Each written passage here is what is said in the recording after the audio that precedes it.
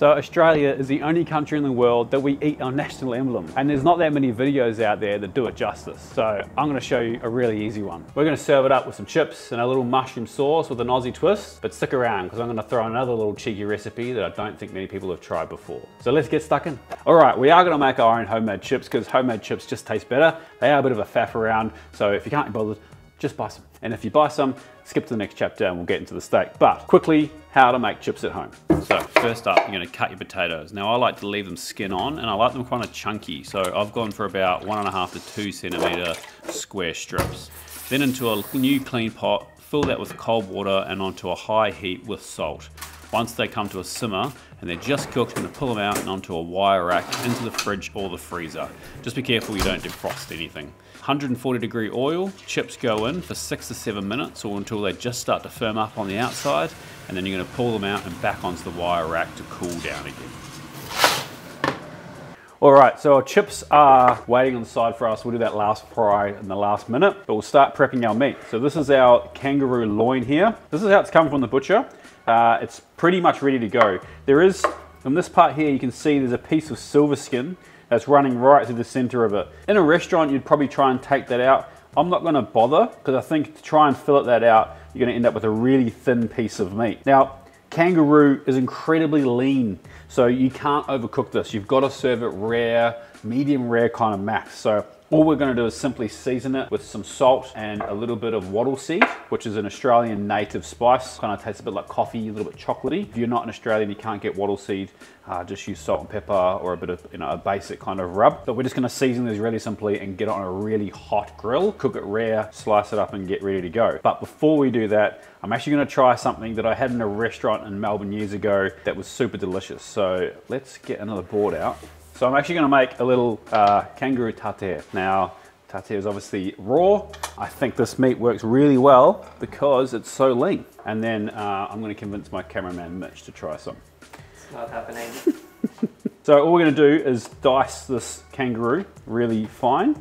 Now you don't want to mince it, you just want to dice it kind of this size. You just want a bit of texture. You really don't want any of that silver skin in this type of preparation. Then we'll just cut up some little accoutrement, traditional, almost traditional garnish. I've got some pickled onions somewhere. Do a little raw egg yolk in there as well.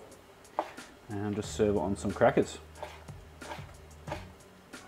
Kangaroo's sold in the supermarkets here in Australia, but it's not super common yet.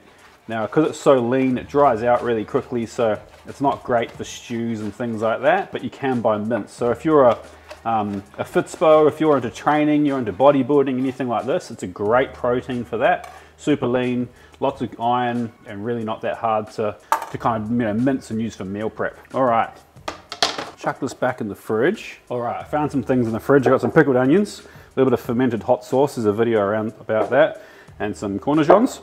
And then a hen's egg. I'm gonna take 2 of those, dice them up. Some pickled onions. Oh, yeah, some I prepared earlier. Got a little bit of curly parsley. Just a little bit of hot sauce, nothing crazy. A little bit of salt. The salt's got a bit of pepperberry in it.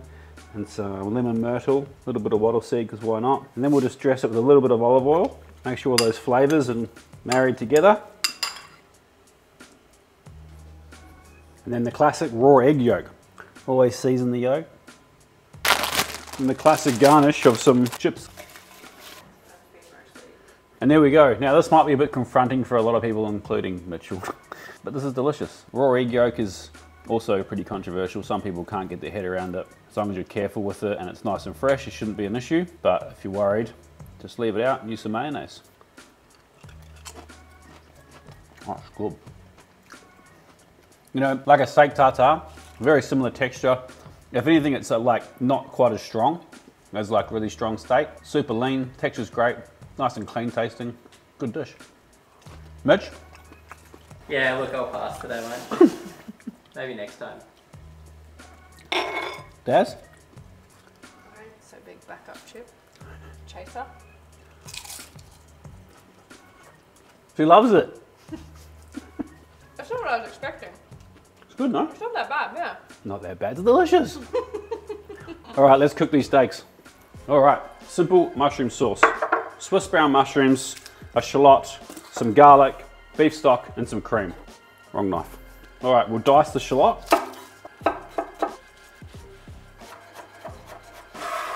Same with the garlic, nice and fine. Could just put this through a garlic press or a mincer.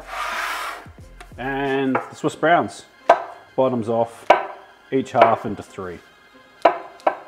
All right, let's get this mushroom sauce cooking, and then we'll season our steaks and start cooking that. So in a pan on a high heat, a little bit of olive oil, a little bit of butter. Don't let the olive oil burn. Get your shallot in there, pinch of salt. Don't let your shallots burn either. Garlic in, just for a couple of seconds before we put the mushrooms in. Now make sure you keep your mushrooms moving, just so your garlic and shallots don't burn. Also, don't be tempted to add more fat here. Mushrooms are like sponges. They basically soak up all that fat. So just keep them moving and get a little bit of color on them. Now deglaze the pan with a little bit of booze. You can just use a bit of stock here. Once all the liquid from the booze has dissolved, 500 mils of beef stock. We're gonna let that cook down and reduce by at least half before we add a little bit of cream just to finish. All right, to cook the steaks, we want a high temp oil, grapeseed, avocado, something like that. Just a light coating on the outside. My grill outside's on maximum temperature and it has been for like half an hour. We're gonna season this with salt. This has got the pepper berry in it, an Australian native pepper, and some lemon myrtle, but just plain salt will also work fine. Both sides. And then the wattleseed. Now, if you can get your hands on this, I really recommend it. It works really well with kangaroo. If you can't, like I was saying, you just find any other rub that you enjoy. Let's go grill some roo. All right, so my barbie's been on for like half an hour, like I was saying, and it's ripping hot. These won't take long. They're also at room temperature. So we're only gonna cook these for like 2 or 3 minutes on each side. We just wanna get good color, but like I was saying, we still want it nice and rare in the middle. If we overcook these, they will be dry and not great.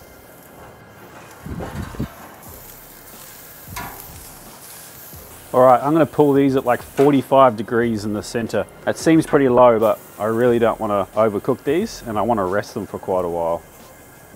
And for my American friends, that's 45 degrees Celsius. I only really talk in Celsius, I'm sorry, that's the only language I know. All right, steaks are cooked. We're gonna rest these. We're gonna rest them well. I always bang on about this. It's super important. Make sure you rest your meat, especially when you're cooking stuff rare. Let's finish our chips, finish our sauce, and plate up. So the final cook of our chips is we're looking for 180 degree Celsius oil. So I'm on level 4 right now and it's probably bang on 180, or it's actually a bit over, but that's okay. We're gonna put the chips in and then we're gonna turn it up again. So chips ready to go in, temperature up to high. We're off to the races. All right, this is what we're looking for. Golden brown and crispy. Take them out in a bowl. Season with salt immediately.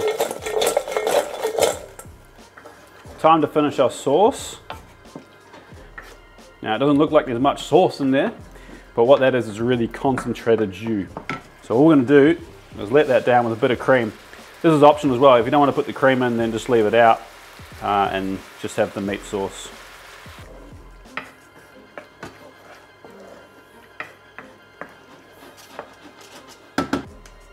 Always check for salt.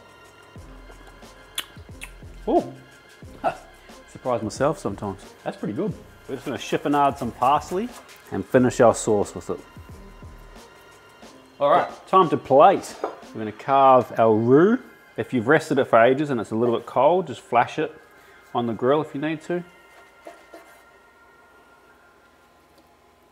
Some beautiful chips, a little bit of salad, and we'll finish it with our sauce. And there you have it, what I think should probably be the Australian national dish. The classic steak, chips and salad, but with a kangaroo loin. It's easy to cook, it's super delicious, and it's actually really readily available. Let's have a taste.